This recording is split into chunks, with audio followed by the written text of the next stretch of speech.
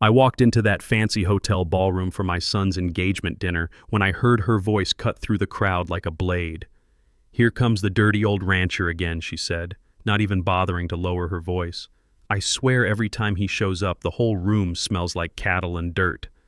The words hit me like a physical blow. "My name is Garrett Sullivan. I'm 68 years old, and I've spent my entire life building something real with these hands on a ranch in Texas Hill Country.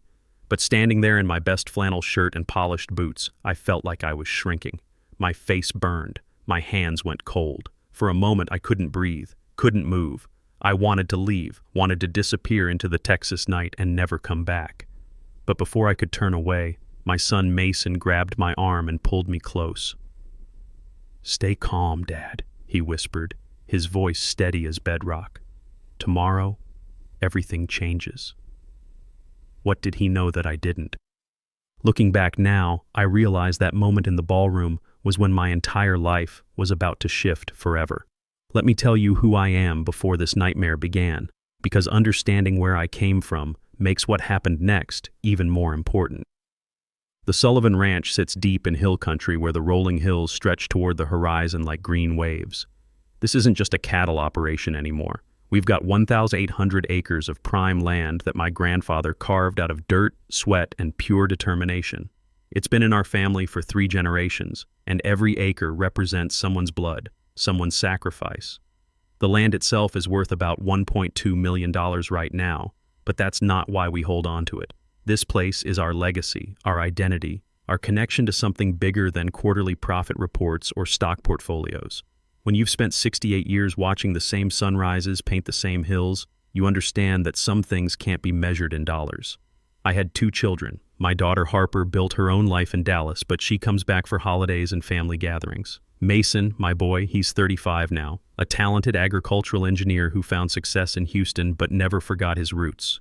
Even though he moved to the city for work, he comes back regularly to roll up his sleeves and work alongside me. That bond between a father and son, it's built on more than blood.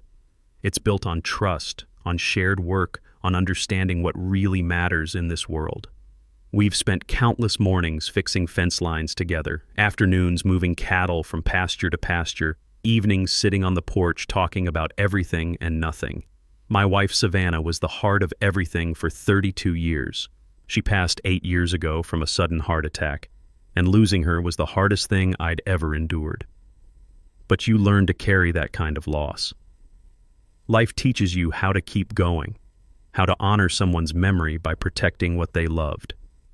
Savannah used to say I had a 6th sense about people, that I could smell trouble, coming like a storm on the horizon. She was right.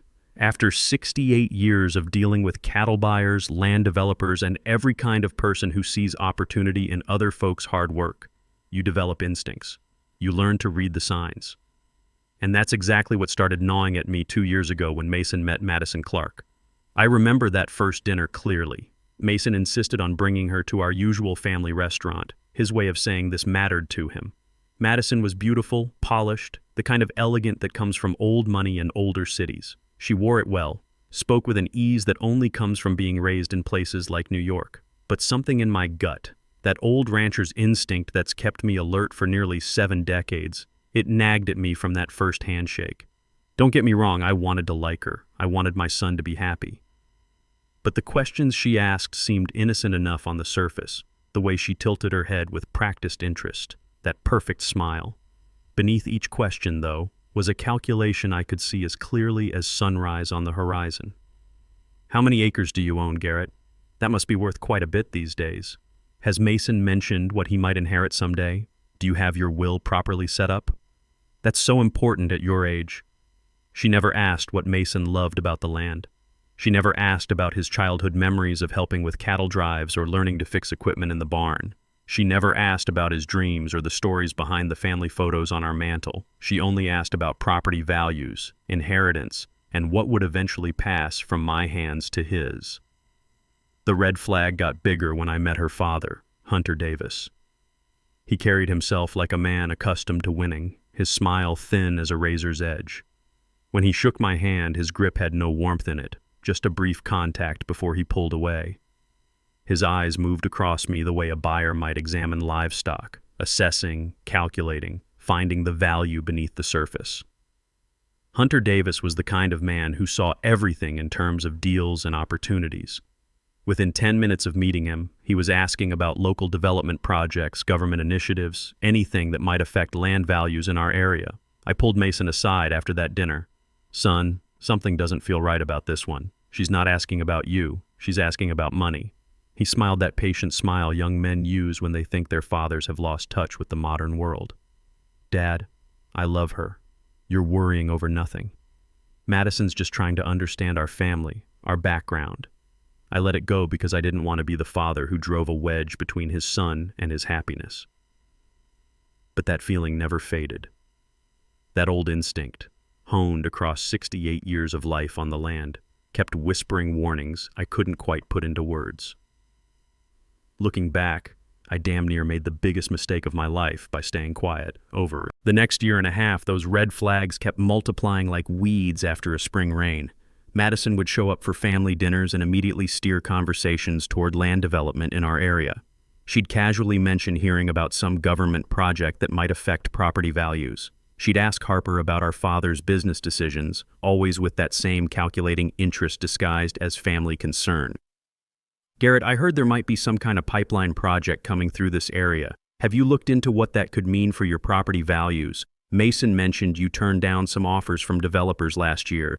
That must have been a difficult decision financially." Every conversation felt like an interview disguised as family time. But Mason was head over heels, and I was just the old-fashioned father who didn't understand how modern relationships worked. Or so I thought. The thing that really got under my skin was how she talked about our way of life. Not directly, mind you. Madison was too smart for that. But there were little comments, subtle digs that made it clear she saw ranch life as something quaint and backwards. "It's so rustic here," she'd say with that practiced smile. "Very authentic. I can see why people find this lifestyle charming." The way she said charming made it sound like she was talking about a petting zoo. And then there was the way she treated the people in town. When we'd go to church or the local diner, Madison would put on this performance of being interested in small-town life. But I could see the condescension in her eyes. She talked to our neighbors the way city folks talk to children, all patronizing sweetness with no real respect underneath. If only I'd trusted my gut back then. If only I'd known what Madison Clark and her father were really planning. But Mason was blinded by love, or what he thought was love. Looking back, I think part of him was flattered by the attention from someone so sophisticated, so different from the girls he'd grown up with. Madison represented something new, something that made him feel worldly and successful. I tried talking to Harper about it during one of her visits home. We were sitting on the porch watching the sunset paint the hills gold and orange. "Something's not right about that girl," I told her. "She's got Mason wrapped around her finger, but she's not interested in him. She's interested in what he represents." Harper nodded slowly. She'd picked up on the same vibes I had. "Dad, I've tried talking to Mason about it. He won't listen. He thinks we're being overprotective." "Maybe we are," I said, though I didn't believe it.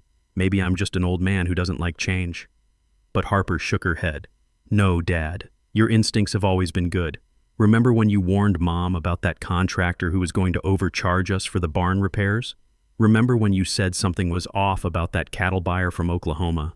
She was right. I'd been reading People and Situations for nearly 7 decades. It's how you survive in ranching, how you avoid getting cheated or taken advantage of. And every instinct I had was screaming that Madison Clark was trouble. The ballroom at the Austin Plaza gleamed with the kind of wealth that made my boots look like relics from another century. Crystal chandeliers cast golden light across the space, and servers in black suits moved through the crowd with trays of champagne and appetizers I couldn't pronounce. Mason had spared no expense for his engagement celebration, and I was genuinely proud of him for that. Proud that he'd grown into a man who could command a room without raising his voice. But something felt different that night. Madison seemed almost theatrical, laughing louder than necessary, her hand perpetually on some guest's arm. Her parents held court near the bar like royalty surveying their kingdom. Hunter Davis wore a smirk that reminded me of a rattlesnake studying a field mouse. The way he moved through that room, shaking hands and making small talk, you could tell he thought he'd already won whatever game he was playing. I stood near the edge of the crowd, nursing a whiskey, trying to make sense of why I felt so uneasy. This should have been a celebration, a happy night for my son. Instead, I felt like I was attending a funeral where nobody knew the body was in the casket yet. Harper found me there and squeezed my arm knowingly. She'd never trusted Madison either. We shared a look, the kind that happens between family members who've known each other their whole lives, where whole conversations pass without words needing to be spoken. That's when I heard it. Madison's voice cutting through the ambient chatter like broken glass. She was speaking to her mother near the dessert table, her words meant to be private but carried on the acoustics of that pretentious space straight to my ears. Here comes the dirty old rancher again. I swear every time he appears the whole room smells like cattle and soil. How does Mason even tolerate him?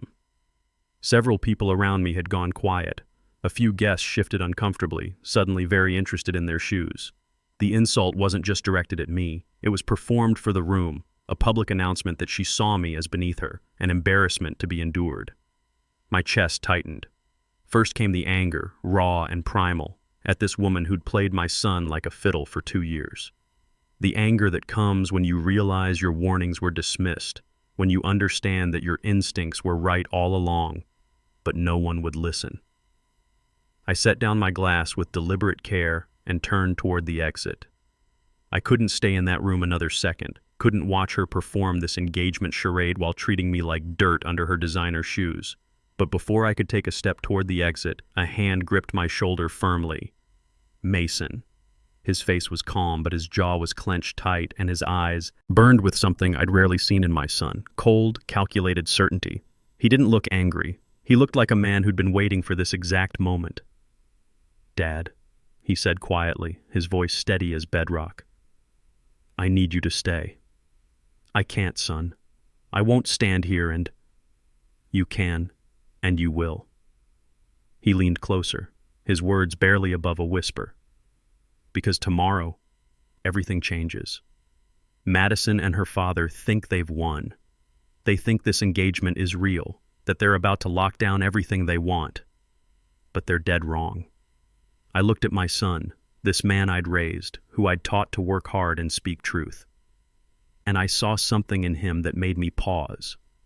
Not a plan I understood, not an explanation I could follow, but absolute, unwavering confidence. "Trust me," he said, and those 2 words carried the weight of 35 years of father-son history. So I did.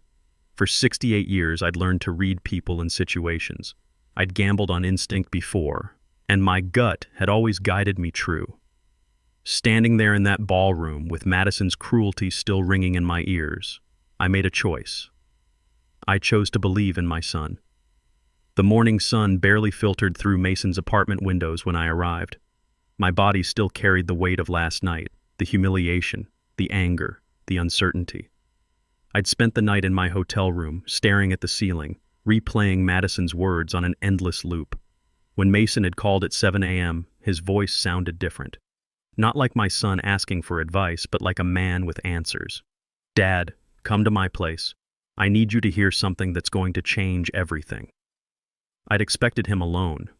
Instead, when I walked in, a younger man I'd never met sat at Mason's kitchen table, his laptop open, surrounded by audio equipment I couldn't identify. Headphones, cables, recording devices that looked like they belonged in a professional studio. "Dad, this is Owen Bradley," Mason said, his hand moving to my shoulder. "He's a sound engineer. He's been helping me piece this together." Owen nodded respectfully but said nothing. He understood that what was about to unfold required silence first, explanations later. Mason took a deep breath. "For the past 8 months, I've been recording Madison and her father, their conversations, their plans, their real agenda." My stomach dropped. Recording? My son had been living a double life for 8 months, pretending to be the devoted fiancé while gathering evidence like some kind of undercover investigator. Mason's voice remained steady, but I could see his hands trembling slightly as he adjusted the laptop. "Dad, I need you to listen to something. But I want you to know, I heard every word she said about you last night." That's when I knew it was time. He pressed play. Madison's voice filled the room, crisp and clear through professional-grade speakers. "I'm marrying him for the land, nothing else. Once we get control of the deed and push the old man out of the picture, we'll liquidate everything and disappear. We can reinvest the money into our New York development projects and never look back at this godforsaken ranch." The words landed like shrapnel in my chest. My future daughter-in-law, the woman who'd kissed my cheek at family dinners, who'd smiled in wedding planning photos, had just confessed to using my son as nothing more than a stepping stone to steal our legacy. I couldn't speak, couldn't breathe properly. Mason moved to the next file without waiting for my reaction. He understood that processing this would take time. Hunter Davis's voice came next, confident and calculating as a corporate boardroom presentation. That land is worth $1.2 million right now, but Lone Star Pipeline got government approval for the eastern expansion last month. Construction starts in 18 months. When that pipeline goes through, that property will be worth $3.2 million, maybe more. Garrett Sullivan has no idea what gold mine he's sitting on. Madison's voice again, harder this time, stripped of all the sweetness she'd performed for our family. That's why the marriage has to work for at least 2 years minimum. I can't stand that filthy little town or that smelly old rancher for one more second than necessary. But yes, the payoff will be worth every minute of this charade. I had to grip the table to keep from falling over.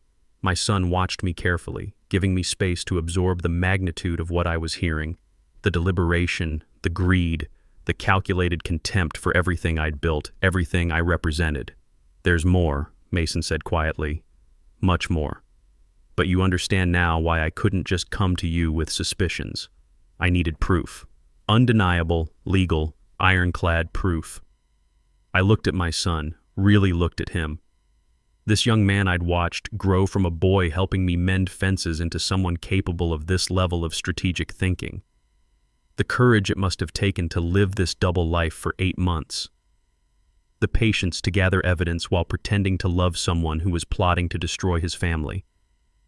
"Is this legal?" I asked, my voice hoarse with emotion. "Completely legal," Owen interjected for the first time. "Texas is a one-party consent state." Mason was part of these conversations. Recording them is entirely within the law. We've got everything authenticated and documented. Mason leaned forward across the table. "Dad, I know this is a hell of a lot to take in, but we have everything we need now.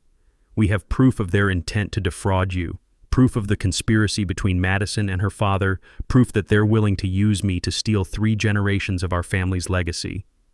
"So what do we do now?" I asked, though part of me already knew the answer. "We show them tomorrow? We show everyone?" Mason's jaw set firm as granite. At the wedding, they'll stand before 200 people and reveal exactly who they really are. The ceremony began at noon sharp. Madison descended the aisle like she'd stepped directly out of a fairy tale, all flowing white silk and calculated grace. Her father walked beside her, his hand proprietary on her arm, his smile that of a man who believed he'd already cashed the winning lottery ticket. The guests rose to their feet, and I watched the room fill with genuine smiles, genuine tears from people who thought they were witnessing true love. They had no damn idea what was about to unfold. I sat in the front row, Harper beside me, her hand finding mine and squeezing it tight. "Stay strong, Dad," that squeeze said. "Justice is coming." Mason stood at the altar in his tailored suit, his expression calm, his hands steady. The hands of a man who'd made peace with what he was about to do. Among the guests, I spotted a distinguished gentleman in his 50s with sharp, observant eyes. I would learn later that this was Brady Thompson, the prosecutor Mason had contacted, but in that moment he was just another witness to what was coming. The priest began with traditional words. The venue smelled of white roses and expensive perfume. Soft music played from hidden speakers. Everything was exactly what a wedding should be. Everything except the truth lurking beneath the surface. "We gather here today to witness the union of Mason Sullivan and Madison Clark in the bonds of holy matrimony," the priest intoned. Madison's smile was radiant, confident, a woman who believed she was exactly where she needed to be, about to achieve everything she'd schemed for over the past 2 years. The priest continued through the blessings, the readings, the traditional elements designed to celebrate love and commitment. But every word felt hollow now, knowing what I knew. Every gesture, every smile felt like performance art. Then came the moment. "Mason Sullivan," the priest said, turning to my son, "do you take this woman to be your wife, to have and to hold, to love and to cherish, in sickness and in health, for as long as you both shall live?" The room held its collective breath. This was the moment Madison had been working toward for 2 years, the moment her father had orchestrated. The moment when my son would say "I do" and their plan would be locked into legal reality. Mason took a breath, looked directly at Madison, and I saw something in his expression shift, a moment of genuine sadness, perhaps for the woman she'd pretended to be, or for the love he'd thought was real.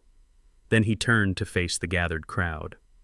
"Before I answer," Mason said, his voice steady and clear, carrying to every corner of the venue, "there's something everyone in this room needs to see and hear." The room erupted in confused murmurs. Madison's face went pale as fresh snow. Hunter Davis shot up from his seat, his expression transforming from confidence to something closer to panic. "What are you doing?" Madison hissed, but her voice was lost in the growing whispers of 200 confused guests. The large screen behind the altar flickered to life. Madison's voice filled the ballroom before anyone could process what was happening. Clear, unfiltered, devastating. "I'm marrying him for the land, nothing else. Once we get control of the deed and push the old man out, we'll liquidate everything and disappear back to New York where civilized people live." For one heartbeat, the room went completely silent. Then it erupted like a dam bursting. Guests gasped in unison. Someone near me shouted, "What the hell?" Another voice, louder, "How could you do this?"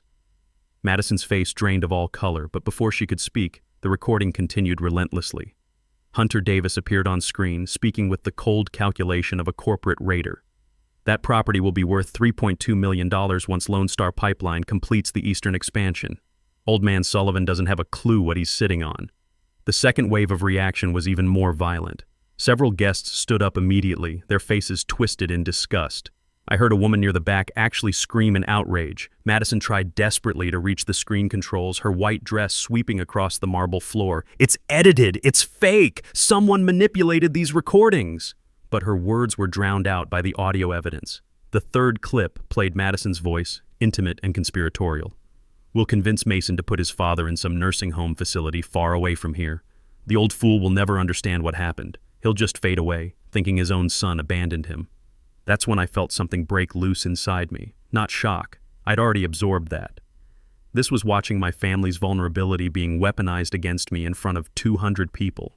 And yet, when I looked at my son standing calmly at that altar, I felt something unexpected. Pride so fierce it damn near took my breath away. A distinguished man stood up from the guest section, moving with deliberate authority. "I am Brady Thompson, District Attorney for Travis County," he announced, his voice cutting through the chaos like a judge's gavel. "What I have just witnessed constitutes conspiracy to commit fraud, attempted grand theft, and document forgery. All parties involved are hereby under arrest." Police officers appeared from the side exits. They'd been positioned and briefed in advance. They moved with the efficiency of people who knew exactly what they were doing. One officer approached Hunter, who tried to bolt toward the exit and was quickly restrained. Another moved toward Madison, who had collapsed to her knees, her white dress pooling around her like a deflated dream. 2 weeks later, I sat in the Travis County Courthouse watching justice get served properly. The trial was swift and decisive. Brady Thompson presented our evidence like a master craftsman, each recording authenticated by audio experts, each document analyzed by forensic specialists. Then Paige Anderson testified, a woman whose own fiancé had been targeted by the same scheme 3 years earlier. Her testimony revealed that Madison and Hunter had been running this con for years, targeting rural families with valuable land. The jury deliberated for less than 4 hours. Hunter Davis, 10 years federal prison for conspiracy and fraud. Madison Clark, 8 years federal prison as an accomplice. 6 months after that courthouse victory, I watched Mason marry Paige Anderson under the old oak tree that had stood on our land for over a century. No crystal chandeliers, no pretentious ballroom, no hidden agendas, just family, friends, and words spoken with genuine meaning. Now Mason works the ranch full-time alongside me. We've upgraded our irrigation systems and modernized the cattle operations, but the heart of this place remains the same. 3 generations of Sullivan sweat and determination protected for the next generation. Looking back, we damn near lost everything, not just the land, but the trust between father and son, the integrity of our family, the belief that truth still matters in this world. What saved us was my son's courage to act on evidence instead of just suspicion. When the moment came to choose between easy silence and difficult truth, Mason chose truth. That's my story.